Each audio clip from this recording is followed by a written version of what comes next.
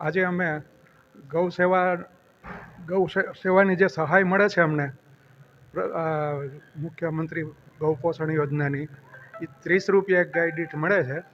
એ અમે એનો વધારો કરવા માટે રજૂઆત કરવા માટે આવ્યા છીએ. 30 રૂપિયા અત્યારની મોંઘવારીમાં કાંઈ થાય નહીં અને ખૂબ જ ઓછી રકમ છે. તો એની અમે રજૂઆત કરી અને આવેદનપત્ર આપેલ છે. કેશવભાઈ દેવજીભાઈ પ્રેમપરા, કન્યા ગૌ સેવા સમાજ. મુખ્યમંત્રી ગૌ સેવા પોષણ યોજનામાં 30 રૂપિયા બરોબર છે, પણ એમાં આ મોંઘવારીમાં 30 રૂપિયા બરોબર પોસાય નહીં. એટલા માટે સરકારશ્રીને અમારું નિવેદન છે 100 રૂપિયા કરી આપવા નમ્ર વિનંતી. ગ્રામ્ય ગૌશાળા પ્રેમપરા.